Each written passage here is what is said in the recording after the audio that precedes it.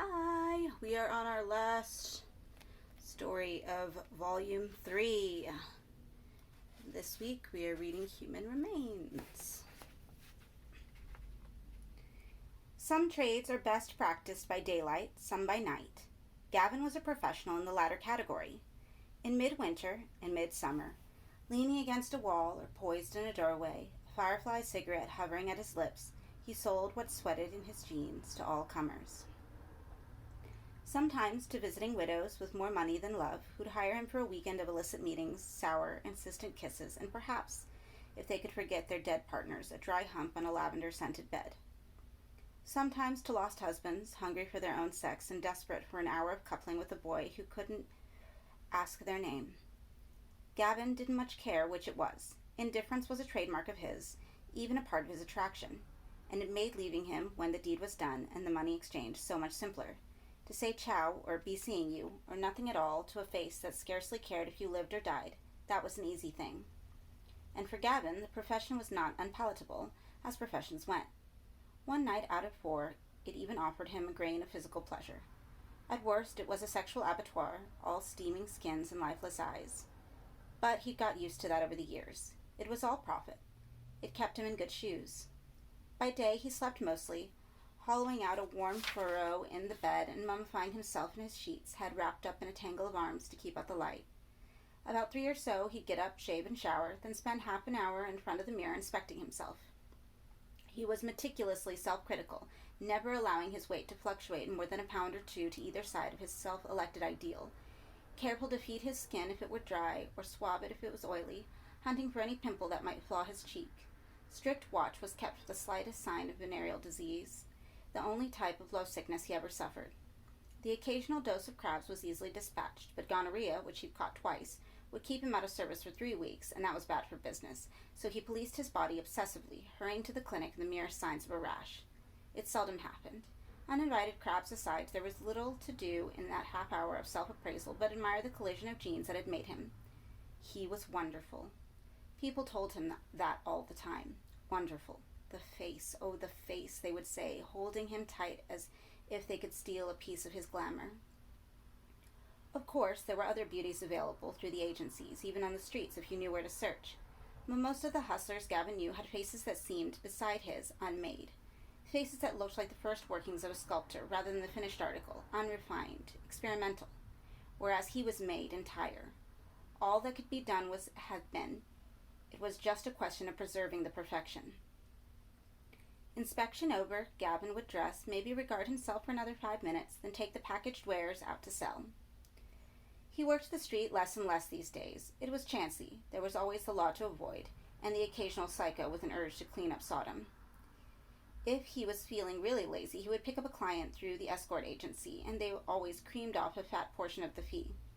He had regulars, of course, clients who booked his favors month after month. A widow from Fort Lauderdale always hired him for a few days on her annual trip to Europe. Another woman, whose face he'd seen once in a glossy magazine, called him now and then, wanting only to dine with him and confide her marital problems. There was a man Gavin called Rover, after his car, who would buy him once every few weeks for a night of kisses and confessions. But on nights without a booked client, he was out on his own, finding a speck and hustling. It was a craft he had off perfectly. Nobody else working the street had caught the vocabulary of the invitation better, the subtle blend of encouragement and detachment, of puto and wanton, the particular shift of weight from left foot to right that presented the groin at the best angle. So, never too blatant, never whorish, just casually promising. He prided himself that there were seldom more than a few minutes between tricks and never as much as an hour. If he made his play with usual accuracy, eyeing the right disgruntled wife, the right regretful husband, he'd have them feed him, clothe him sometimes, bed him, and bid him a satisfied good night, all before the last tube had run on the Metropolitan line to Hammersmith. The years of half-hour assignations, 3 blowjobs, and a fucking one evening were over. For one thing, he simply didn't have the hunger for it any longer. For another, he was preparing for his career to change course in the coming years, from street hustler to gigolo, from gigolo to kept boy, and from kept boy to husband. One of these days, he knew it, he'd marry one of the widows, maybe the matron from Florida. She told him how she would picture him spread out beside her pool in Fort Lauderdale, and it was a fantasy he kept warm for her. Perhaps he hadn't got there yet, but he'd turn the trick of it sooner or later. The problem was that these rich blooms need a lot of tending, and the pity of it was that so many of them perished before they came to fruit. Still this year, oh yes, this year for certain, it had to be his year. Something good was coming from the autumn, he knew it, for sure. Meanwhile, he watched the lines deepen around his wonderful mouth. It was, without a doubt, wonderful, and calculated the odds against him in the race between time and opportunity. It was 9:15 at night, September 29th, and it was chilly. Even in the foyer of the Imperial Hotel. No Indian summer to bless the streets this year. Autumn had London in its jaws and was shaking the city bare. The chill had got to his tooth, his wretched, crumbling tooth. If he'd gone to the dentist instead of turning over in his bed and sleeping another hour, he wouldn't be feeling this discomfort. Well, too late now. He'd go tomorrow. Plenty of time tomorrow. No need for an appointment. He'd just smile at the receptionist. She'd melt and tell him she'd find a slot for him somewhere. He'd smile again, she'd blush, and he'd see the dentist then and there, instead of having to wait 2 weeks like the poor nerds who didn't have wonderful faces. For tonight, he just had to put up with it. All he needed was one lousy punter, a husband who'd paid through the nose for taking it in the mouth. Then he could retire to an all-night club in Soho and content himself with reflections. As long as he didn't find himself with a confession freak on his hands, he could spit his stuff and be done by 10:30. But tonight wasn't his night. There was a new face on the reception desk at the Imperial, a thin, shot-at face with mismatched rug perch glued on his pate, and he'd been squinting at Gavin for almost half an hour. The usual receptionist, Maddox, was a closet case Gavin had been seen prowling the bars once or twice, an easy touch if you could handle that kind. Maddox was putty in Gavin's hand. He'd even bought his company for an hour a couple of months back. He got a cheap rate, too. That was good politics. But this new man was straight and vicious, and he was on to Gavin's game. Idly, Gavin sauntered across the cigarette machine, his walk catching the beat of the music as he trod the maroon carpet. Lousy fucking night. The receptionist was waiting for him as he turned from the machine, packet of Winston in hand.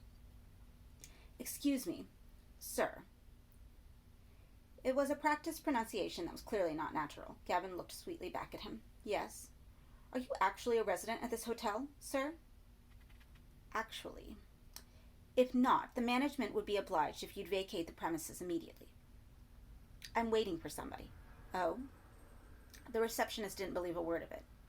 "We just need the name." "No need. Give me the name," the man insisted, "and I'll gladly check to see if your contact is at the hotel."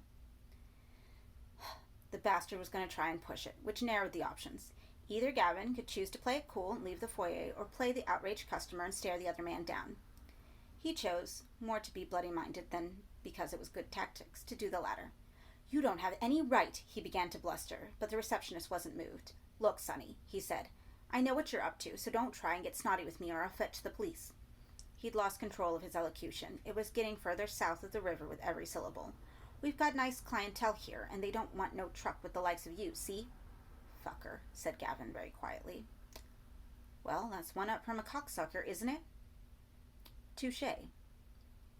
Now, Sonny, you want to mince out of here under your own steam or be carried out in cuffs by the boys in blue." Gavin played his last card. "Where's Mr. Maddox? I want to see Mr. Maddox. He knows me." "I'm sure he does," the receptionist snorted. "I'm bloody sure he does. He was dismissed for improper conduct." The artificial accent was reestablishing itself. "So I won't try dropping his name here if I were you. Okay?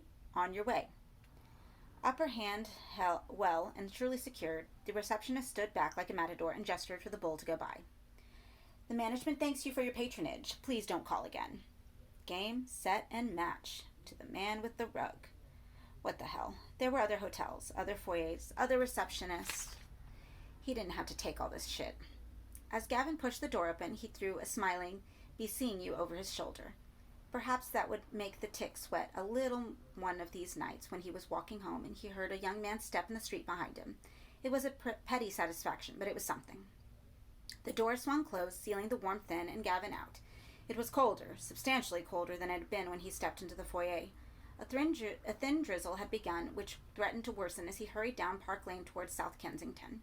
There were a couple of hotels on the high street he could hole up for a while. If nothing came of that, he'd admit defeat. The traffic surged around Hyde Park Corner, speeding to Knightsbridge or Victoria, purposeful, shining. He pictured himself standing on the concrete island between the two contrary streams of cars, his fingertips thrust into his jeans. They were too tight for him to get more than the first joint into the pockets. Solitary, forlorn. A wave of unhappiness came up from some buried place in him. He was 24 in 5 months. He had hustled on and off again since he was 17, promising himself that he'd find a marriageable widow, the gigolo's pension, or a legitimate occupation before he was 25. But time passed and nothing came of his ambitions. He just lost momentum and gained another line beneath the eye. And the traffic still came in shining streams, lights signaling this imperative or that, cars full of people with ladders to climb and snakes to wrestle, their passage isolating him from the bank, from safety, with his hunger for destination. He was not what he dreamed he'd be or promised his secret self, and youth was yesterday. Where was he to go now? The flat would feel like a prison tonight, even if he smoked a little dope to take the edge off the room.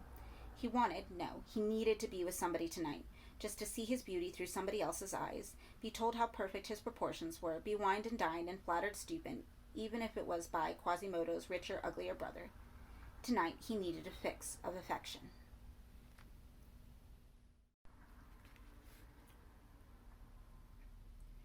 The pickup was so damned easy it almost made him forget the episode in the foyer at the Imperial. A guy of 55 or so, well-heeled, Gucci shoes, a very classy overcoat.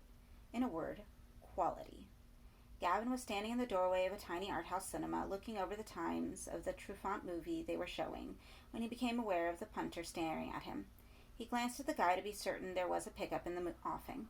The direct look seemed to unnerve the punter. He moved on. Then he seemed to change his mind, muttered something to himself, retraced his steps, showing patently false interest in the movie schedule. Obviously not too familiar with this game, Gavin thought. A novice. Casually, Gavin took out a Winston and lit it, the flare of the match in his cupped hands glossing his cheekbones golden. He'd done it 1,000 times, as often as not in the mirror, for his own pleasure. He had to glance up from the tiny fire-off pat. It always did the trick. This time, when he met the nervous eyes of the punter, the other didn't back away. He drew on the cigarette, flicking out the match and letting it drop. He hadn't made a pickup like this in several months, but he was well satisfied that he still had the knack. The faultless recognition of a potential client, the implicit offer in eyes and lips that could be construed as innocent friendliness if he'd made an error. This was no error, however. This was the genuine article. The men's eyes were glued to Gavin, so enamored of him he seemed to be hurting with it. His mouth was open as though the words of introduction had failed him. Not much of a face, but far from ugly. Tanned too often and too quickly. Maybe he'd lived abroad. He was assuming the man was English. His provocation suggested it. Against habit, Gavin made the opening move. You like French movies? The punter seemed to deflate with relief that the silence between them had been broken. Yes, he said. You going in? The man pulled a face. I don't think I will. Bit cold. Yes, it is. Bit cold for standing around, I mean. Oh, yes. The punter took the bait. Maybe you'd like a drink? Gavin smiled. Sure, why not? My flat's not far. Sure. I was getting a bit cheesed off, at home. I know the feeling. Now the other man smiled. You are? Gavin. The man offered his leather-gloved hand, very formal, businesslike. The grip as they shook was strong, no trace of his earlier hesitation remaining. I'm Kenneth, he said. Ken Reynolds. Ken. Shall we get out of the cold? Suits me. It's only a short walk from here. A wave of musty, centrally heated air hit them as Reynolds opened the door of his apartment. Climbing the 3 flights of stairs had snatched Gavin's breath, but Reynolds wasn't slowed at all. Health freak, maybe. Occupation? Something in the city. The handshake, the leather gloves, maybe civil service. Come in, come in. There was money here. Underfoot, the pile of carpet was lush, hushing their steps as they entered. The hallway was almost bare. A calendar hung on the wall, a small table with telephone, a heap of directories, a coat stand. It's warmer in here. Reynolds was shrugging off his coat and hanging it up. His gloves remained on as he led Gavin a few yards down the hallway and into a large room. Let's have your jacket, he said. Oh, sure. Gavin took off his jacket and Reynolds slipped out into the hall with it. When he came again, he was working off his gloves. A slick of sweat made it a difficult job. The guy was still nervous, even on his home ground. Usually they started to calm down once they were safe behind locked doors. Not this one. He was a catalog of fishets. Can I get you a drink? Yeah, that would be good. What's your poison? Vodka. Surely. Anything in it? Just a drop of water. Purist, eh? Gavin didn't quite understand the remark. Yeah, he said. Man after my own heart. Will you give me a moment? I'll fetch some ice. No problem. Reynolds dropped the gloves on a chair by the door and left Gavin to the room. It, like the hallway, were almost stiflingly Warm. Sorry. But there was nothing homely or welcoming about it. Whatever his profession, Reynolds was a collector. The room was dominated by displays of antiquities mounted on the walls and lined up on shelves. There was very little furniture, and what there seemed odd, battered, tubular frame chairs had no place in the apartment this expensive. Maybe the man was a university don or museum governor, something academic. This was no stockbroker's living room. Gavin knew nothing about art and even less about history, so the displays meant very little to him, but he went to have a closer look just to show willing. The guy was bound to ask him what he thought of the stuff.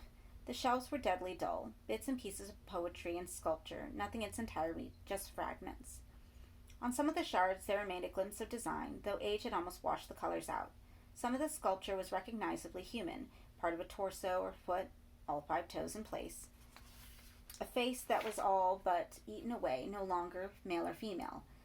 Gavin stifled a yawn. The heat, the exhibits, and the thought of sex made him lethargic. He turned his dulled attention to the wall-hung pieces. They were more impressive than the stuff on the shelves, but they were still far from complete. He couldn't see why anyone would want to look at such broken things. What was the fascination?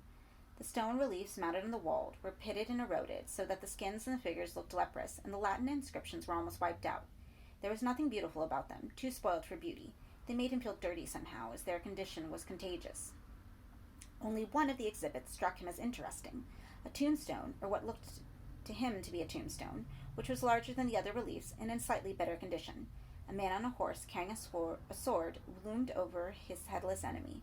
Under the picture, a few words in Latin. The front legs of the horse had been broken off, and the pillars that bounded the design were badly defaced by age. Otherwise, the image made sense. There was even a trace of personality in the crudely made face, a long nose, a wide mouth, an individual. Gavin reached to touch the inscriptions, but withdrew his fingers as he heard Reynolds enter. "No, please touch it," said his host. "It's there to take pleasure in. Touch away." Now that he'd been invited to touch the thing, the desire had melted away. He felt embarrassed, caught in the act. "Go on," Reynolds insisted. Gavin touched the carving, cold stone, gritty under his fingertips. "It's Roman," said Reynolds. "Tombstone?" "Yes, found near Newcastle." "Who was he?" "His name was Flavinus. He was a regimental standard-bearer." What Gavin had assumed to be a sword was, on closer inspection, a standard. It ended in almost erased motif, maybe a bee, a flower, a wheel. You're an archaeologist, then?" "That's part of my business. I research sites, occasionally oversee digs, but most of the time I restore artifacts." "Like these?" "Romans, Britons, my personal obsession." He put down the glasses he was carrying and crossed to the pottery-laden shelves. "This stuff I've collected over the years. I've never quite got the thrill of handling objects that haven't seen the light of day for centuries. It's like plugging into history. You know what I mean?" "Yeah." Reynolds picked a fragment of pottery off the shelf. "Of course, all the best finds are claimed by the major collections, but if one's canny, one manages to keep a few pieces back. They were an incredible influence, the Romans. Civil engineers, road layers, bridge builders." Reynolds gave a sudden laugh with a burst of enthusiasm. "Oh, hell," he said. "Reynolds is lecturing again. Sorry, I get carried away." Replacing the pottery shard in its niche in the shelf, he returned to the glasses and started pouring drinks. With his back to Gavin, he managed to say, "Are you expensive?" Gavin hesitated. The man's nervousness was catching, and the sudden tilt of the conversation from the Romans to the price of blowjob took some adjustment. "It depends," he flannelled. "Ah," said the other, still busying himself with the glasses. "You mean, what is the precise nature of my, requirement?"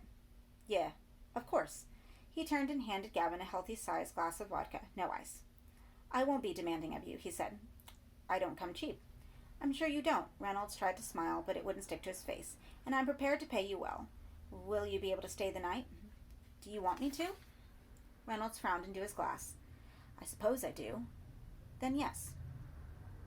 The host's mood seemed to change. Suddenly, indecision was replaced by a spurt of conviction. "Cheers," he said, clinking his whiskey-filled glass against Gavin's. "To love and life and anything else that's worth paying for." The double-edged mark didn't escape Gavin. The guy was obviously tied up in knots about what he was doing. "I'll drink to that," said Gavin, and took a gulp of the vodka. The drinks came fast after that, and just about his third vodka, Gavin began to feel mellower than he'd felt in a hell of a long time, content to listen to Reynolds talk of excavations and the glories of Rome with only one ear. His mind was drifting, an easy feeling. Obviously, he was going to be here for the night, or at least until the early hours of the morning, so why not drink the punter's vodka and enjoy the experience for what it offered? Later, probably much later to judge by the way the guy was rambling, there'd be some drink-slurred sex in a darkened room, And that would be that. He'd had customers like this before. They were lonely, perhaps between lovers, and usually simple to please. It wasn't sex this guy was buying, it was company, another body to share his space a while, easy money. And then, the noise.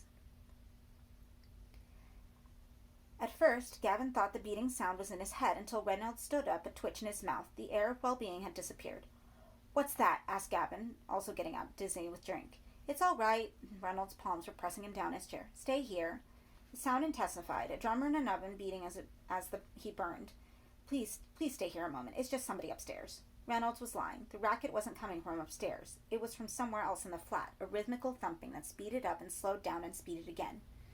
"Help yourself to a drink," said Reynolds at the door, face flushed. Damn neighbors.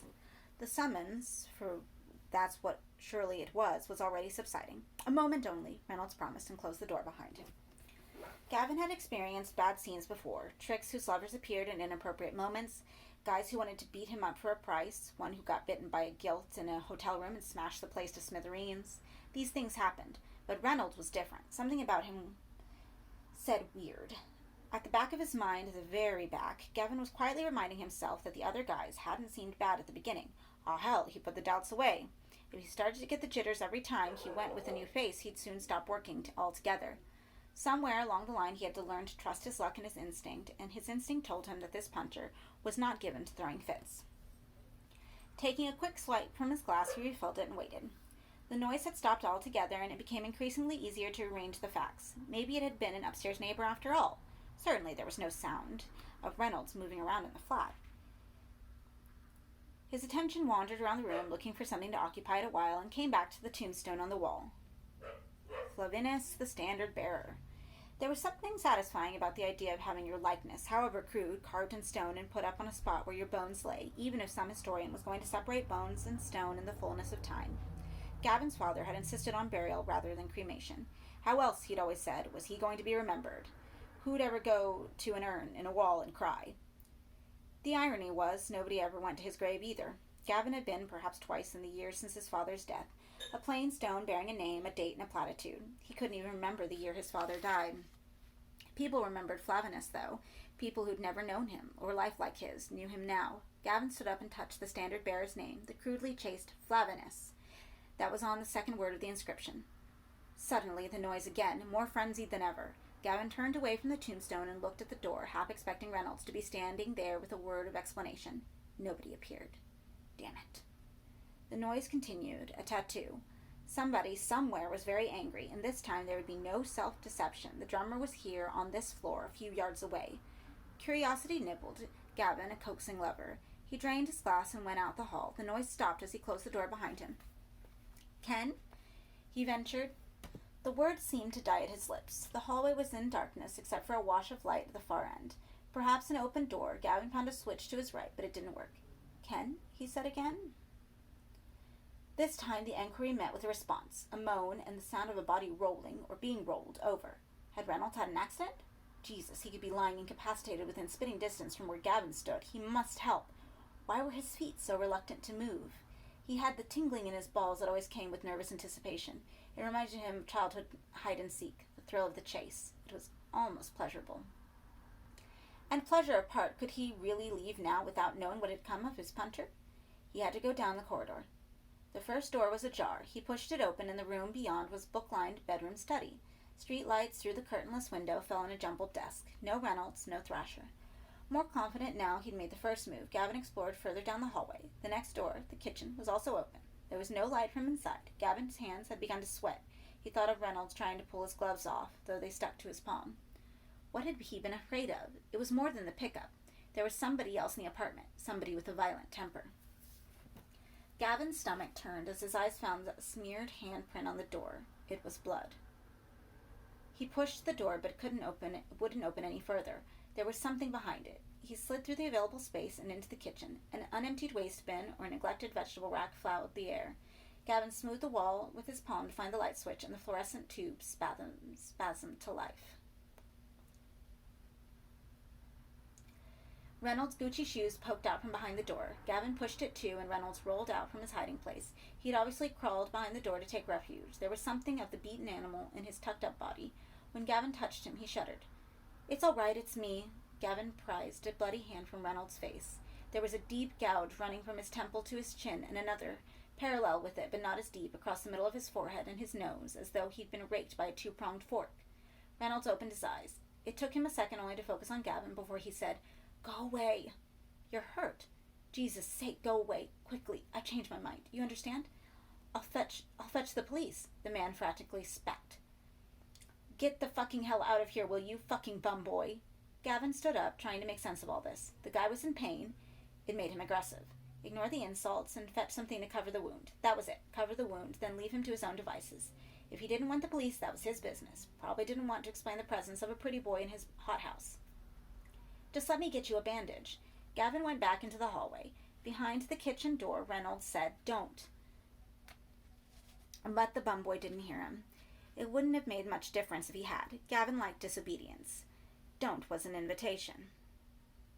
Reynolds put his back to the kitchen door and tried to edge his way upright, using the door handle as a purchase. But his head was spinning, a carousel of horrors, round and round, each horse uglier than the last. His legs doubled up under him, and he fell down like the senile fool he was. Damn, damn, damn. Gavin heard Reynolds fall, but he was too busy arming himself to hurry back into the kitchen. If the intruder who'd attacked Reynolds was still in the flat, he wanted to be ready to defend himself. He rummaged through the reports on the desk in the study and alighted to a paper knife which was lying beside a pile of unopened correspondence. Thanking God for it, he snatched it up. It was light, and the blade was thin and brittle, but properly placed it could surely kill. Happier now, he went back into the hall and took a moment to work out his tactics. The first thing was to locate the bathroom. Hopefully there he'd find a bandage for Reynolds. Even a clean towel would help. Maybe then he could get some sense out of the guy, even coax him into an explanation. Beyond the kitchen, the hallway made a sharp left. Gavin turned the corner, and dead ahead, the door was ajar. A light burned inside. Water shone on tiles. The bathroom. Clamping his hand over the right hand that held the knife, Gavin approached the door. The muscles of his arms had become rigid with fear. Would that improve his strike if it was required, he wondered? He felt inept, graceless, slightly stupid.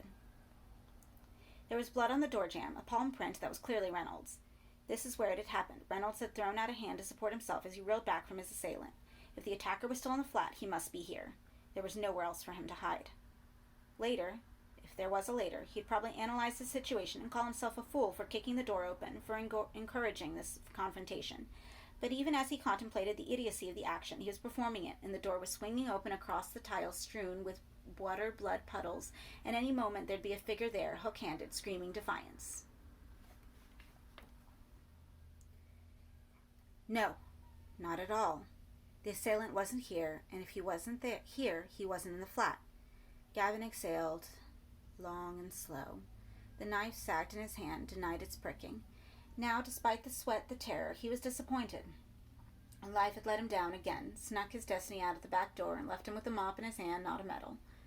All he could do was play nurse to the old man and go on his way. The bathroom was decorated in shades of lime. The blood and tiles clashed. The translucent shower curtain sporting stylized fish and seaweed was partially drawn. It looked like the scene of a movie murder, not quite real. Blood too bright, light too flat. Gavin dropped the knife in the sink and opened the mirrored cabinet. It was well stocked with mouthwash and vitamin supplements and abandoned toothpaste tubes, but only medication was a tin of elastoplast. As he closed the cabinet door, he met his own features in the mirror, a drained face. He turned on the cold tap full and lowered his head to the sink. A splash of water would clear away the vodka and put some color in his cheeks. As he cupped the water to his face, something made a noise behind him. He stood up, his heart knocking against his ribs, and turned off the tap. Water dripped off his chin and his eyelashes and gurgled down the waste pipe. The knife was still in the sink, a hand's length away. The sound was coming from in the bath, the inoffensive slosh of water. Alarm had triggered flows of adrenaline, and his senses distilled the air with new precision.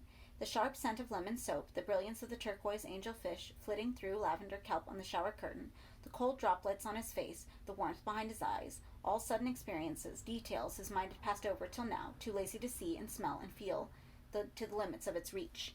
You're living in the real world, his head said. It was a revelation, and if you're not careful, you're going to die there. Why hadn't he looked in the bath? Asshole. Why not the bath?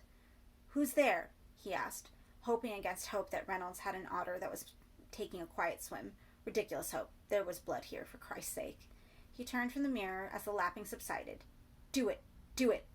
And slid back the shower curtain on his plastic hooks. In his haste to unveil the mystery, he'd left the knife in the sink. Too late now. The turquoise angels concertined, and he was looking into the water. It was deep, coming up to within an inch or two of the top of the bath, and murky. A brown scum spiraled on the surface, and the smell of it was faintly animal, like the wet fur of a dog. Nothing broke the surface of the water. Gavin peered in, trying to work out the form at the bottom, his reflection floating amid the scum.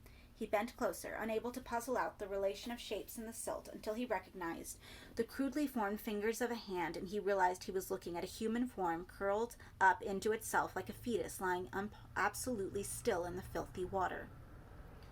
He passed his hand over the surface to clear away the muck. His reflection shattered, and the occupant of the bath came clearer. It was a statue, carved in the shape of a sleeping figure. Only its head, instead of being tucked up tight, was cranked round to stare up out of the blur of sediment towards the surface. Its eyes were painted open, two crude blobs on a roughly carved face. Its mouth was a slash, its ears ridiculous handles on its bald head. It was naked, its anatomy no better realized than its features, the work of an apprentice sculptor. In places the paint had been corrupted, perhaps by the soaking, and was lifting off the torso in gray, globular strands. Underneath, a core of dark wood was uncovered. There was nothing to be frightened of here.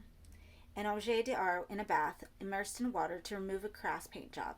The lapping he'd heard behind him had been some bubbles rising from the thing, caused by a chemical reaction. There, the fright was explained. Nothing to panic over. Keep beating my heart, as the barman of the Ambassador used to say when a new beauty appeared on the scene. Gavin smiled at the irony. This was no Adonis. Forget you ever saw it. Reynolds was at the door. The bleeding had stopped, staunched by an unsavory rag of a handkerchief pressed to the side of his face. The light of the tiles made his skin bilious. His pallor would have shamed a corpse. Are you all right? You don't look it. I'll be fine. Just go, please. What happened? I slipped. Water on the floor. I slipped, that's all. But the noise. Gavin was looking back into the bath. Something about the statue fascinated him. Maybe its nakedness, and that second strip it was slowly performing underwater, the ultimate strip, off with the skin. Neighbors, that's all. What is this? Gavin asked, still looking at the unfetching doll face in the water. It's nothing to do with you. Why is it all curled up like that? Is he dying? Gavin looked back at Reynolds to see the response to that question, the sourest of smiles fading. You'll want money. No. Damn you, you're in business, aren't you? There's notes beside the bed. Take whatever you feel you deserve for your wasted time. He was appraising Gavin. And your silence. Again the statue. Gavin couldn't keep his eyes off it, in all its crudity. His own face, puzzled, floated on the skin of the water, shaming the hand of the artist of its proportions. Don't wonder, said Reynolds. Can't help it. This has nothing to do with you. You stole it. Is that right? This is worth a mint and you stole it? Reynolds pondered the question and seemed, at last, too tired to start lying. Yes, I stole it. And tonight somebody came back for it, Reynolds shrugged. Is that it? Somebody came back for it? That's right, I stole it. Reynolds was saying the lines by rote, and somebody came back for it. That's all I wanted to know. Don't come back here, Gavin, whoever you are, and don't try anything clever, because I won't be here. You mean extortion? Said Gavin. I'm no thief. Reynolds' look of appraisal rotted into contempt. Thief or not, be thankful if it's in you. Reynolds stepped away from the door to let Gavin pass. Gavin didn't move. Thankful for what? He demanded. There was an inch of anger in him. He felt absurdly rejected, as though he was being foisted off with half-truth because he wasn't worthy enough to share this secret. Reynolds had no more strength left for explanation. He was slumped against the doorframe, exhausted. Go, he said. Gavin nodded and left the guy at the door. As he passed from bathroom into a hallway, a glob of paint must have been loosened from the statue. He heard it break surface, heard the lapping at the edge of the bath, could see, in his head, the way the ripples made the body shimmer. Good night, said Reynolds, calling after him. Gavin didn't reply, nor did he pick up any money on his way out. Let him have his tombstones and his secret. On his way to the front door, he stepped into the main room to pick up the jacket. The face of Flavinus, the standard bearer, looked down on him from the wall. The man must have been a hero, Gavin thought. Only a hero would have been commemorated in such a fashion. He'd get no remembrance like that, no stone face to mark his passage. He closed the front door behind him, aware once more that his tooth was aching, and as he did so the noise began again, the beating of a fist against a wall. Or worse, the sudden fury of a woken heart.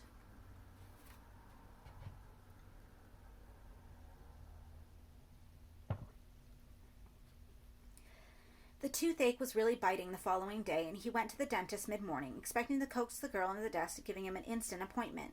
But his charm was at low ebb, his eyes weren't sparkling quite as luxuriously as usual.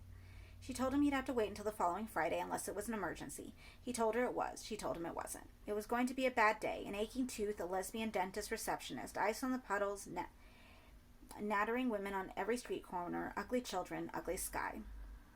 That was the day the pursuit began. Gavin had been chased by admirers before, but never quite like this.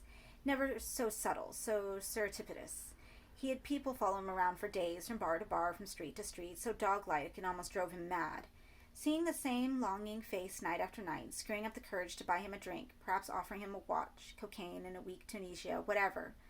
He'd rapidly come to loathe that sticky adoration that went bad as quickly as milk and stank to high heaven once it had. One of his most ardent admirers, a knighted actor, he'd been told, never actually came near him, just followed him around looking and looking. At first, the attention had been flattering, but the pleasure soon became irritation, and eventually he'd cornered the guy in a bar and threatened him with a broken head. He'd been so wound up that night, so sick of being devoured by looks, he'd have done some serious harm if the pitiful bastard hadn't taken the hint. He never saw the guy again, half thought he'd probably gone home and hanged himself. But this pursuit was nowhere near as obvious. It was scarcely more than a feeling. There was no hard evidence that he had somebody on his tail, just a prickly sense every time he glanced round that someone was slotting themselves into the shadows, or that on a night street a walker was keeping pace with him, matching every click of his heel, every hesitation in his step. It was like paranoia, except he wasn't paranoid. If he was paranoid, he reasoned, somebody would tell him. Besides, there were incidents. One morning, the Catwoman who lived on the landing below him idly inquired who his visitor was, the funny one who came in late at night and waited on the stairs hour after hour watching his room. He'd had no such visitor, and knew no one who'd fitted the description. Another day, on a busy street, he ducked out of the throng into the doorway of an empty shop and was in the act of lighting a cigarette when somebody's reflection, distorted through the grime on the window, caught his eye. The match burned his finger. He looked down as he dropped it, and when he looked up again, the crowd had closed around the watcher like an eager sea. It was a bad, bad feeling, and there was more where that came from.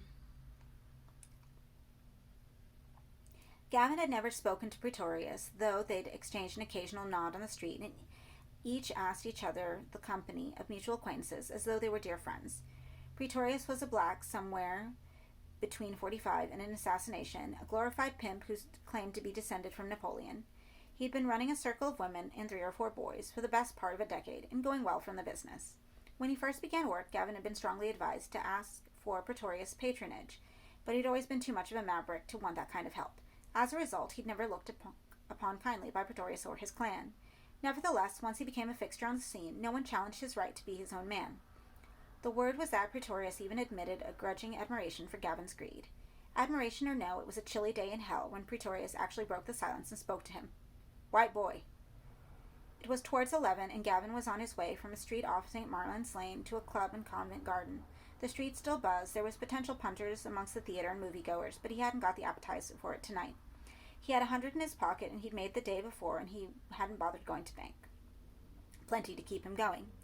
His first thought when he saw Pretorius and his piebald goons blocking his path was, "They want my money. White boy." Then he recognized the flat, shining face. Pretorius was no street thief. Never had been, never would be. "White boy, I'd like a word with you." Pretorius took a nut from his pocket, shelled in his palm, and pocked the colonel in his ample mouth. "You don't mind, do you?" "What do you want?" "Like I said, just a word. Not too much to ask, is it?" "Okay, what?" "Not here." Gavin looked at Pretorius's cohorts. They weren't guerrillas, and that wasn't the black style at all, but nor were they 98-pound weaklings. The scene didn't look, on the whole, too healthy. "Thanks, but no thanks," Gavin said, and began to walk with as even a pace as he could muster away from the trio. As they followed. He prayed they wouldn't, but they followed. Pretorius talked to his back. "Listen, I hear bad things about you," he said. "Oh, yes?" "I'm afraid so. I'm told you attacked one of my boys." Gavin took 6 paces before he answered. "Not me. You've got the wrong man." "He recognized you, trash. You did him some serious mischief." "I told you, not me. You're a lunatic. You know that? You should be put behind fucking bars." Pretorius was raising his voice. Police were crossing into the street to avoid the escalating argument. Without thinking, Gavin turned off St. Martin's Lane into Long Acre and rapidly realized he'd made a tactical error. The crowds thinned substantially here, and it was a long trek through the streets of Convent Garden before he reached another center of activity. He should have turned right instead of left, and he stepped onto Charing Road Cross. There would be some safety there. Damn it, he couldn't turn round, not, and walk straight into them. All he could do was walk, not run, never run with the mad dog on her heels, and hope he could keep the conversation on an even keel. Pretorius, you've cost me a lot of money. I don't see you've put some of my prime boy meat out of commission. It's going to be a long time till I get that kid back on the market. He's shit scared, see? Look, I didn't do anything to anybody. Why do you fucking lie to me, trash? What have I ever done to you? You treat me like this. Pretorius picked up his pace a little and came level with Gavin, leaving his associates a few steps behind. Look, he whispered to Gavin. Kids like that can be tempting, right? That's cool. I can get into that. You put a little boy pussy on my plate, I'm not going to turn my nose up at it. But you hurt him, and when you hurt one of my kids, I bleed too. If I'd done this like you say, you'd think I'd be walking the street? Maybe you're not a well man, you know? We're not talking about a couple bruises here, man. I'm talking about you taking a shower in a kid's blood. That's what I'm saying. Hanging him up and cutting him everywhere, then leaving him on my fucking stair wearing a pair of fucking socks. You getting my message now, white boy? You read my message? Genuine rage had flared as Pretorius described the alleged crimes, and Gavin wasn't sure how to handle it. He kept his silence and walked on. That kid idolized you, you know? Thought you were essential reading for an aspirant bum boy. How'd you like that? Not much.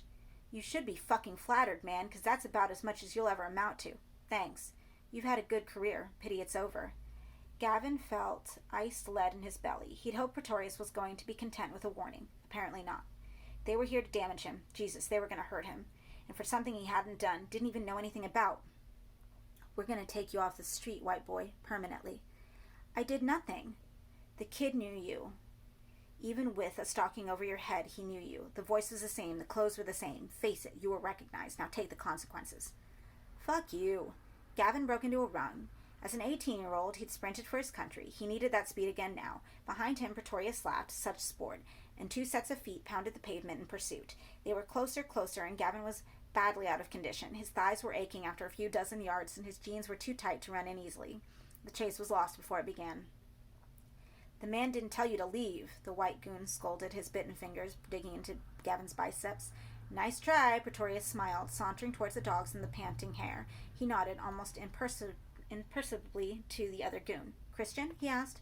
At the invitation, Christian delivered a fist to Gavin's kidneys. The blow doubled him up, spitting curses. Christian said, Over here, Pretorius said. Make it snappy. And suddenly they were dragging him out of the light into an alley. His shirt and his jacket tore, his expensive shoes were dragged through dirt before he was pulled upright, groaning. The alley was dark, and Pretorius' eyes hung in the air in front of him, dislocated. Here we are again, he said, happy as can be. I didn't touch him, Gavin gasped. The unnamed cohort, not Christian, put a ham hand in the middle of Gavin's chest and pushed him back against the end wall of the alley. His heels slid in muck, and though he tried to stay upright, his legs had turned to water. His ego, too. This was no time to be courageous. He'd beg. He'd fall down on his knees and lick their souls if need be. Anything to stop them doing a job on him. Anything to stop them spoiling his face. This was Pretorius' favorite pastime, or so the street talk went, the spoiling of beauty. He had a rare way with him, could maim beyond hope of redemption in 3 strokes of his razor, and have the victim pocket his lips as a keepsake. Gavin stumbled forward, palms slapping the wet ground. Something rotten, soft, slid out of its skin beneath his hand. Not Christian exchanged a grin with Pretorius. Doesn't he look delightful, he said. Pretorius was crunching a nut. Seems to me, he said, the man's finally found his place in life. I didn't touch him, Gavin begged. There was nothing to do but deny, and even then it was a lost cause. You're guilty as head, said not Christian. Please. I'd really like to get this over with as soon as possible, said Pretorius, glancing at his watch. I've got appointments to keep, people to pleasure. Gavin looked up at his tormentors. The sodium-lit street was a 25-yard dash away if he could break through the cordon of their bodies. Allow me to rearrange your face for you, a little crime of fashion. Pretorius had a knife in his hand. Not Christian had taken a rope from his pocket with a ball in it. The ball goes in the mouth, the rope goes around the head. You couldn't scream if your life depended on it. This was it. Go. Gavin broke from his groveling position like a sprinter from his block, but the slops greased his heels and threw him off balance. Instead of making a clean dash for safety, he stumbled sideways and fell against Christian, who in turn fell back. There was a breathless scrambling before Pretorius stepped in, dirting his hands on the white trash and hauling him to his feet. No way out, fucker, he said, pressing the joint of the blade against Gavin's chin. The jut of the bone was clearest there, and he began to cut without further debate, tracing the jawline, too hot for the act to care if the trash was gagged or not. Gavin howled as blood washed down his neck, but his cries were cut short as somebody's fat fingers grappled with his tongue and held it fast. His pulse began to thud in his temples, and windows, one behind the other, opened in front of him, and he was falling through them into unconsciousness. Better to die, better to die. They'd destroy his face. Better to die. Then he was screaming again, except that he wasn't aware of making the sound in his throat. Through the slush in his ears, he tried to focus on the voice and realized it was Pretorius' scream he was hearing, not his own. His tongue was released, and he was spontaneously sick. He staggered back, puking from a mess of struggling figures in front of him. A person or persons unknown had stepped in and prevented the completion of his spoiling. There was a body sprawled on the floor, face up, not Christian, eyes open, lips shut. God, someone had killed him. For him. Gingerly, he put his hand up to his face to feel the damage. The flesh was deeply lacerated along his jawbone, from the middle of his chin to within an inch of his ear. It was bad, but Pretorius never organized, had left the best delights to the last, and had been interrupted before he'd slit Gavin's nostrils or taken off his lips. A scar along his jawbone wouldn't be pretty, but it wasn't disastrous. Somebody was staggering out of the melee towards him. Pretorius, tears on his face, eyes like golf balls. Beyond him, Christian, his arms useless, was staggering towards the street. Pretorius wasn't following. Why? His mouth opened, an elastic filament of saliva strung with pearls depended from his lower lip. Help me, he appealed, as though his life was in Gavin's power. One large hand was raised to squeeze a drop of mercy out of the air, but instead came the swoop of another man, reaching over his shoulder and thrusting a weapon, a crude blade, into the black's mouth. He gargled in it a moment, his throat trying to accommodate its edge, its width before its attacker dragged the blade up and back, holding Pretorius's neck to steady him against the force of the stroke. The startled face divided, and heat bloomed from Pretorius's interior, warming Gavin in a cloud. The weapon hit the alley floor, a dull clank. Gavin glanced at it, a short, wide-bladed sword. He looked back at the dead man. Pretorius stood upright in front of him, supported now only by his executioner's arm. His gushing head fell forward, and the executioner took the bow as a sign, nearly dropping Pretorius's body at Gavin's feet. No longer eclipsed by the corpse, Gavin met his savior face to face. It took him only a moment to place those crude features, the startled, lifeless eyes, the gash of the mouth, the jug-handle ears. It was Reynolds' statues. It grinned, its teeth too small for its head, milk teeth still to be shed before the adult form. There was, however, some improvement in its appearance. He could see that even in the gloom. The brow seemed to have swelled, the face was altogether better proportioned. It remained a painted doll, but it was a doll with aspirations. The statue gave a stiff bow, its joints unmistakably creaking, and the sheer absurdity of the situation welled up in Gavin. It bowed, damn it, smiled it, murdered. And yet it couldn't possibly be alive, could it? Later he would disbelieve, he promised himself. Later he'd find 1,000 reasons not to accept the reality in front of him, blame his blood-starved brain to this confusion, this panic. One way or another, he'd argue himself out of his fantastic vision, and it would be as though it never happened. If he could just live with it a few minutes longer. The vision reached across and touched Gavin's jaw, slightly running its crudely carved fingers along the lips of the wound Pretorius had made. A ring on its smallest finger caught the light, a ring identical to his own. "We're going to have a scar," it said. Gavin knew its voice. "Dear me, pity," it said. It was speaking with his voice. Still, it could be worse. His voice. God, his. Gavin shook his head. "Yes," it said, understanding what he'd understood. "Not me. Yes. Why?" It transferred his touch from Gavin's jawbone to its own, marking out the place where the wound should be, and even as it made the gesture, its surface opened, and it grew a scar on the spot. No blood welled up. It had no blood. Yet, wasn't this his own? Even brow was emulating, and the piercing eyes, weren't they becoming his, and the wonderful mouth? "The boy?" said Gavin, fitting the pieces together. "Oh, the boy!" It threw its unfinished glance to heaven. What a treasure he was, and how he snarled. "You washed in his blood? I need it." It knelt to the body of Pretorius and put its finger in the split head. "This blood's old, but it'll do. The boy was better." It daubed Pretorius's blood on its cheek like war paint. Gavin couldn't hide his disgust. "Is he such a loss?" the effigy demanded. The answer was no, of course. It was no loss at all. Pretorius was dead, no loss that some drugged, cocksucking kid had given up on some blood and sleep because the painted miracle needed to feed its growth. There were worse things than this every day, somewhere, huge horrors. And yet... "You can't condone me," it prompted. "It's not in your nature, is it? Soon it won't be in mine either. I'll reject my life as a tormentor of children because I'll see through your eyes, share your humanity." It stood up, its movement still lacking flexibility. "Meanwhile, I must behave as I think fit." On its cheek, where Pretorius's blood had been smeared, the skin was already waxier, less like painted wood. I am a thing without a proper name, it pronounced. I am a wound in the flank of the world, but I am also that perfect stranger you always prayed for as a child to come and take you, call you beauty, lift you naked out of the street and through heaven's window. Aren't I? Aren't I? How did it know the dreams of his childhood? How could it have guessed that particular emblem of being hoisted out of a street full of plague into a house that was heaven? Because I am yourself, it said, in reply to the unspoken question. Made perfectible. Gavin gestured towards the corpses. You can't be me. I've never done this. He seemed ungracious to condemn it for its intervention, but the point stood. Wouldn't you? Said the other. I think you would. Gavin heard Pretorius's voice in his ear, a crime of fashion. Felt again the knife at his chin, the nausea, the helplessness. Of course he had done it. A dozen times over he'd done it and called it justice. I didn't hear his accession. It was plain. I'll come and see you again, said the painted face. Meanwhile, if I were you, it laughed, I'd be going. Gavin locked eyes with it, a beat, probing it for doubts, then started towards the road.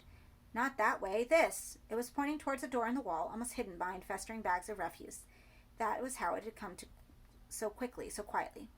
Avoid the main streets and keep yourself out of sight. I'll find you again when I'm ready. Gavin needed no further encouragement to leave. Whatever the explanations in the night's events, the deeds were done. Now wasn't the time for questions. He slipped through the doorway without looking behind him, but could hear enough to turn his stomach. The thud of fluid on the ground, the pleasurable moan of the miscreant, his sounds were enough for him to be able to picture its toilet.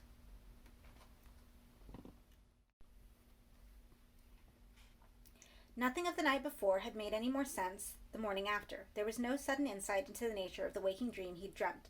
There was just a series of stark facts. In the mirror, the fact of the cut of his jaw, gummed up and aching more badly than his rotted tooth. In the newspapers, the reports of 2 bodies found in the Covent Garden area, known criminals viciously murdered in what the police described as a gangland slaughter. In his head, the inescapable knowledge that he would be found out sooner or later. Somebody would surely have seen him with Pretorius and spill the beans to the police, maybe even Christian if he was so inclined, and they'd be there on his step with cuffs and warrants. Then what he could tell them in reply to their accusations, that the man who did it was not a man at all, but an effigy of some kind that was by degrees becoming a replica of himself?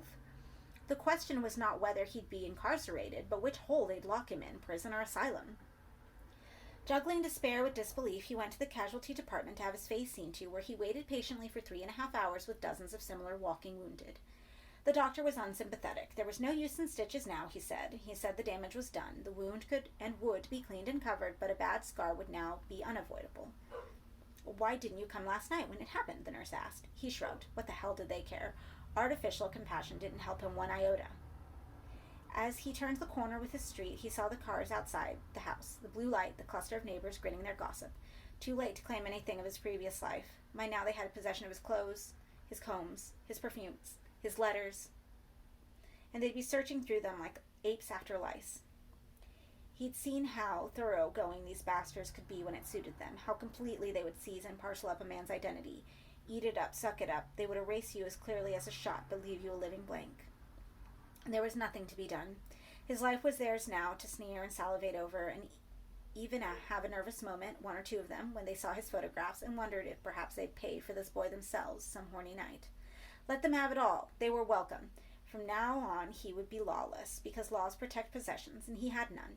They'd wiped him clean, or as good as. He had no place to live, nor anything to call his own. He didn't even have fear. That was the strangest thing. He turned his back on the street and the house he'd lived in for 4 years, and felt something akin to relief, happy that his life had been stolen from him in its squalid entirety. He was the lighter for it. 2 hours later, and miles away, he took time to check his pockets. He was carrying a banker's card, almost £100 in cash, a small collection of photographs, some of his parents and sister, mostly of himself, a watch, a ring, and a gold chain around his neck. Using the bank card might be dangerous. They'd surely have warned his bank by now. The best thing might be to pawn the ring and chain, then hitch north. He had friends in Aberdeen. He'd hide for a while. But first, Reynolds. It took Gavin an hour to find the house where Ken Reynolds lived. It was the best part of 24 hours since he'd eaten, and his belly complained as he stood outside Livingstone Mansions. He told it to keep its peace and slipped into the building. The interior looked less impressive by daylight. The tread of the stair carpet was worn, and the paint on the balustrade filthied with use. Taking his time, he climbed the 3 flights of Reynolds' apartment and knocked. Nobody answered, nor was there any sound of movement from inside. Reynolds had told him, of course, don't come back, I won't be here. Had he somehow guessed the consequences of sticking that thing in that world? Gavin rapped on the door again, and this time he was certain he'd heard somebody breathing on the other side of the door. Reynolds, he said, pressing to the door. I can hear you. Nobody replied, but there was somebody in there. He was sure of it. Gavin slapped the palm on his door. Come on, open up, you bastard. Short silence and a muffled voice. Go away. I want to speak to you. Go away. I told you go away. I've nothing to say to you. You owe me an explanation, for God's sake. If you don't open this fucking door, I'll fetch someone who will. An empty threat, but Reynolds responded. No! Wait. There was a sound of the key in the lock, and the door was opened a few paltry inches. The flat was in darkness beyond the scabby face that peered out at Gavin. It was Reynolds, sure enough, but unshaven and wretched. He smelled unwashed even through the crack of the door, and he was wearing only a stained shirt and a pair of pants hitched up to a knotted belt. I can't help you. Go away. If you'll let me explain, Gavin pressed the door, and Reynolds was either too weak or too befuddled to stop him opening it. He stumbled back in the darkened hallway. What the fuck's going on in here? The place stank of rotten food. The air was evil with it. Reynolds let Gavin slam the door behind him before producing a knife from the pocket of his stained trousers. You don't fool me, Reynolds gleamed. I know what you've done. Very fine, very clever. You mean the murders? It wasn't me. Reynolds poked the knife towards Gavin. How many bloodbaths did it take? He asked, tears in his eyes. 6, 10? I didn't kill anybody. Monster. The knife in Reynolds' hand was the paper knife Gavin himself had wielded. He approached Gavin with it. There was no doubt he had every intention of using it. Gavin flinched, and Reynolds seemed to take hope in his ear. Have you forgotten what it was like, being flesh and blood? The man had lost his marbles. Look, I just came here to talk. You came here to kill me. I could reveal you. So you came to kill me. Do you know who I am? Gavin said. Reynolds sneered. You're not the queer boy. You look like him, but you're not. For pity's sake. I'm Gavin. Gavin. The words to explain, to prevent the knife pressing any closer, wouldn't come. Gavin, you remember? Was all he could say. Reynolds faltered a moment, staring at Gavin's face. You're sweating, he said, the dangerous stare fading in his eyes. Gavin's mouth had gone dry, so he could only nod. I can see, said Reynolds. You're sweating. He dropped the point of the knife. It could never sweat, he said. Never had, never would. Have the knack for it. You're the boy. Not it, the boy. His face slackened, its flesh a sack which was almost emptied. I need help, said Gavin, his voice hoarse. You've got to tell me what's going on. You want an explanation? Reynolds replied. You can have whatever you can find. He led the way into the main room. The curtains were drawn, but even in the gloom, Gavin could see that every antiquity it had contained had been smashed beyond repair. The poetry shards had been reduced to smaller shards, and those shards to dust. The stone reliefs were destroyed. The tombstone of Flavinus, the standard bearer, was rubble. Who did this? I did, said Reynolds. Why? Reynolds sluggishly picked his way through the destruction of the window and peered through the slit in the velvet curtains. It'll come back, you see, he said, ignoring the question. Gavin insisted. Why destroy it all? It's a sickness, Reynolds replied, needing to live in the past. He turned from the window. I stole most of these pieces, he said, over a period of many years. I was put in a position of trust, and I misused it. He kicked over a sizable chunk of rubble. Dust rose. Flavinus lived and died. That's all there is to tell. Knowing his name means nothing, and next to nothing. It doesn't make Flavinus real again. He's dead and happy. The statue in the bath? Reynolds stopped breathing for a moment, his inner eye meeting the painted face. You thought I was it, didn't you, when I came to the door? Yes, I thought it had finished its business. It imitates. Reynolds nodded. As far as I understand its nature, he said, yes, it imitates. Where did you find it? Near Carlisle. I was in charge of the excavation here. We found it lying in the bathhouse, a statue curled up into a ball beside the remains of a adult male. It was a riddle. A dead man and a statue lying together in a bathhouse. Don't ask me what drew me to the thing. I don't know. Perhaps it works its will through the mind as well as the physique. I stole it and brought it back here. And you fed it? Reynolds stiffened. Don't ask. I am asking. You fed it? Yes. You intended to bleed me, didn't you? That's why you brought me here, to kill me and let it wash itself. Gavin remembered the noise of the creature's fist on the sides of the bath, the angry, demanded food, like a child beating in its cot. He had been so close to being taken by it, lamb-like.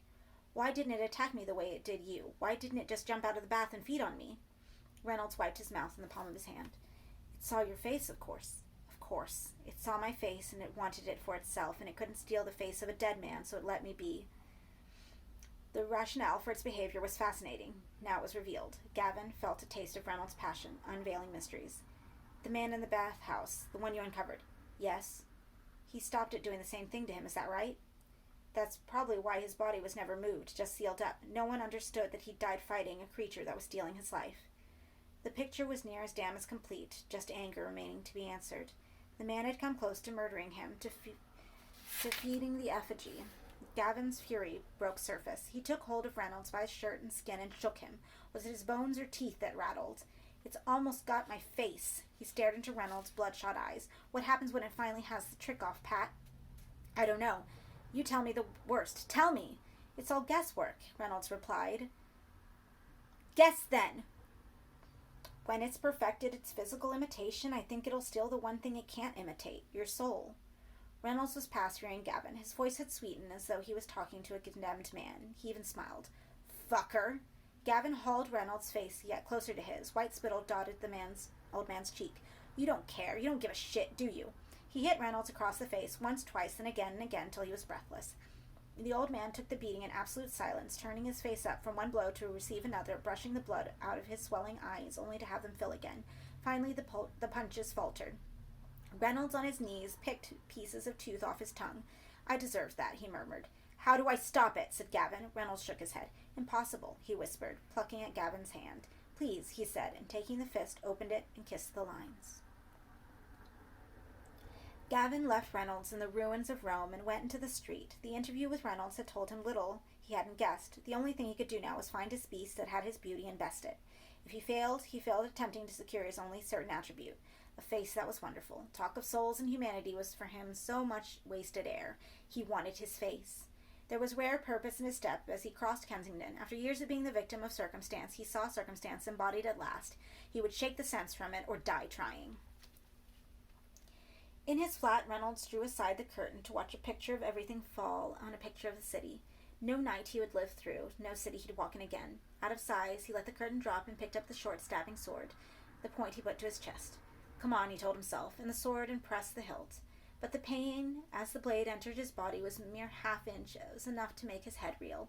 He knew he'd fade before the job was done. So he crossed the wall, steadied the hilt against it, and let his own body weight impale him. That did the trick. He wasn't sure if the sword had skewered him through entirely, but by the amount of blood he'd surely killed himself.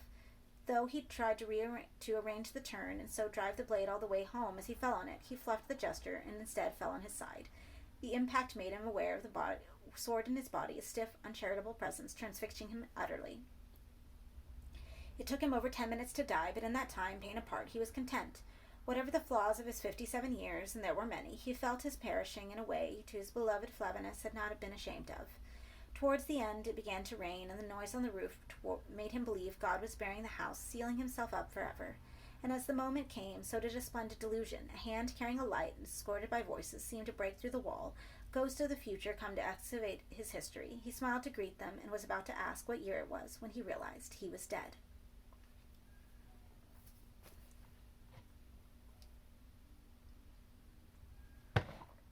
The creature was far better at avoiding Gavin than he'd been at avoiding it.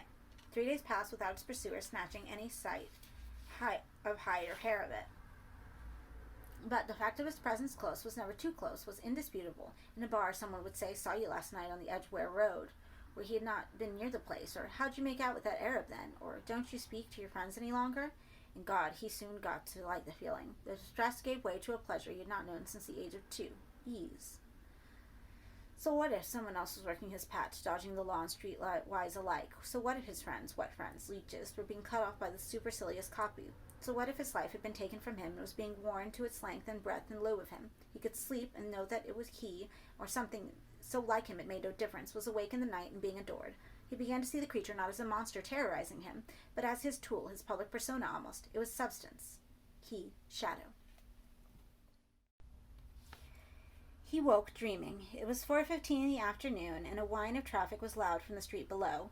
A twilight room, the air breathed and rebreathed and breathed again, so it smelt of his lungs.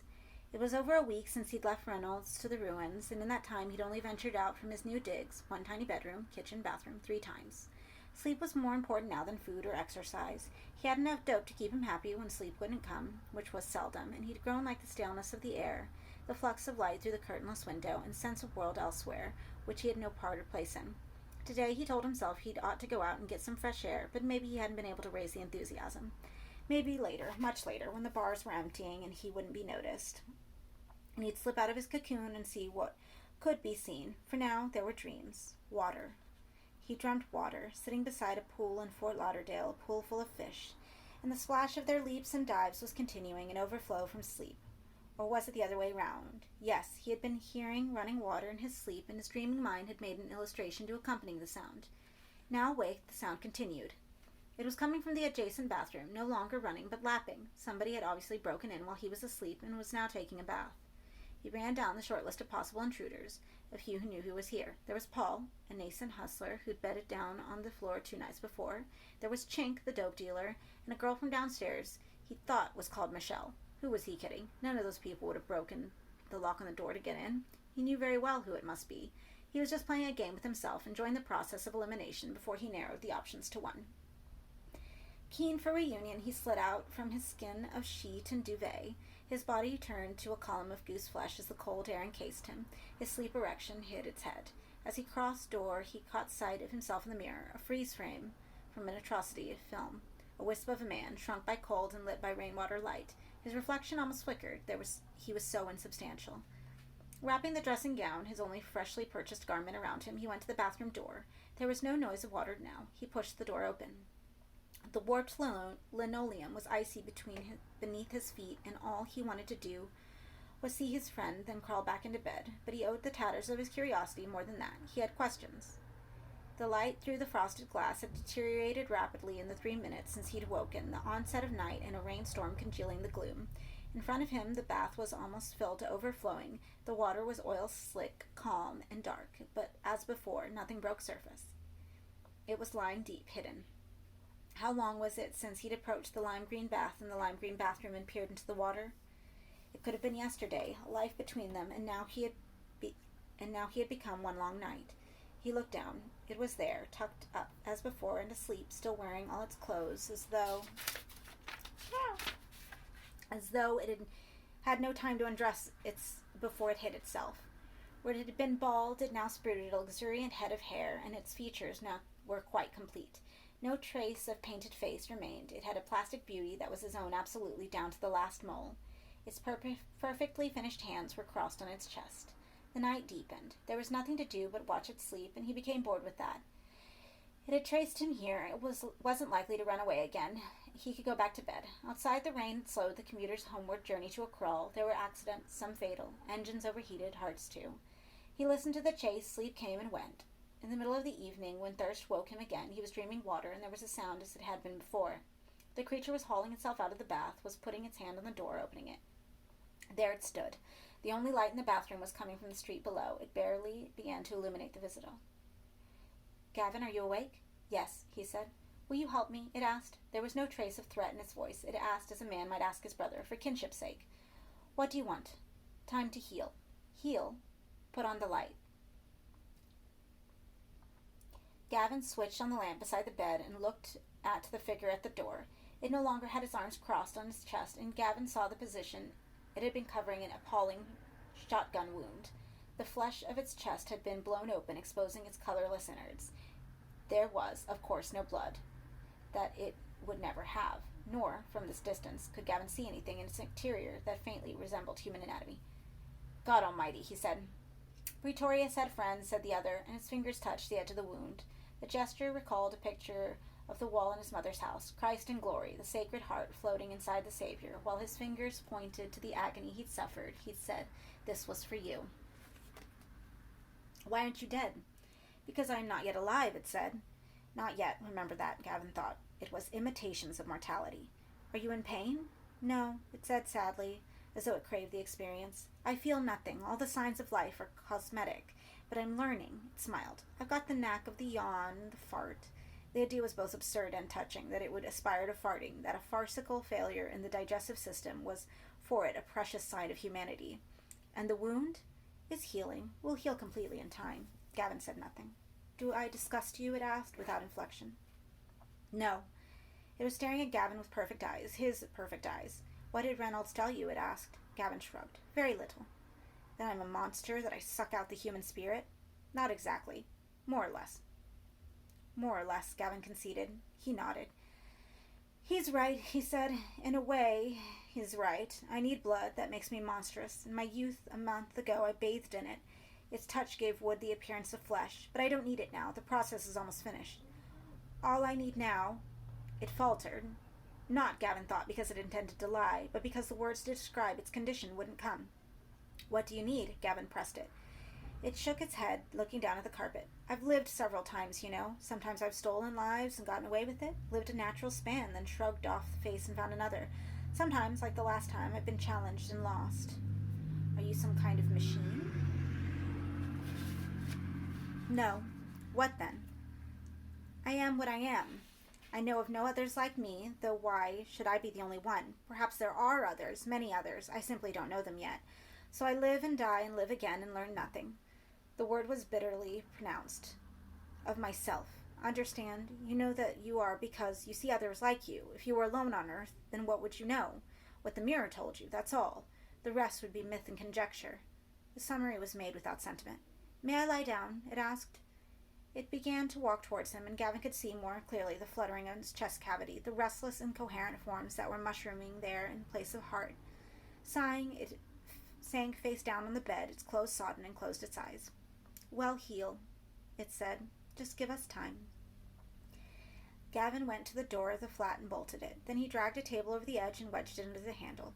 Nobody could get in and attack it in its sleep. They would stay here together in safety, he and it, he and himself. The fortress secured, he brewed some coffee and sat in the chair across the room from the bed and watched the creature sleep. The rain rushed against the window heavily 1 hour, lightly the next. Wind threw sodden leaves against the glass, and they clung there like inquisitive moths. He watched them sometimes, then he tired of watching himself. But before long he'd want to look again, and he'd be back staring at the casual beauty of his outstretched arm, the light flicking the wrist, bone, the lashes. He fell asleep in the chair about midnight, with an ambulance complaining in the street outside, and the rain coming again. It wasn't comfortable in the chair, and he'd surface from sleep every few minutes, his eyes opening a fraction. The creature was up. It was standing by the window, now in front of the mirror, now in the kitchen. Water ran. He dreamt water. The creature undressed. He dreamt sex. It stood over him, his chest whole, and he was reassured by its presence. He dreamt. It was for a moment only, lifted himself out of a street through a window into heaven. It dressed in his clothes. He murmured his assent to the theft in his sleep. It was whistling, and there was the threat of day through the window, but he was too dozy just yet to stir quite yet, and content to have the whistling young man in his clothes live for him. At last it leaned over the chair and kissed him on the lips, a brother's kiss, and left. He heard the door close behind it. After that, there were days, he wasn't sure how many, when he stayed in the room and did nothing but drink water. This thirst had become unquenchable, drinking and sleeping, twin moons. The bed he slept on was damp at the beginning from where the creature had laid, and he had no wish to change the sheets. On the contrary, he enjoyed the wet linen, which his body dried out too soon. When it did, he took a bath himself in the water the thing had lain in, and returned to the wet, dripping wet, his skin crawling with cold and the scent of mildew all around. Later, too indifferent to move, he allowed his bladder to free rein while he lay on the bed, and that water in time became cold until it dried it with his dwindling body heat. But for some reason, despite the icy room, his nakedness, his hunger, he couldn't die.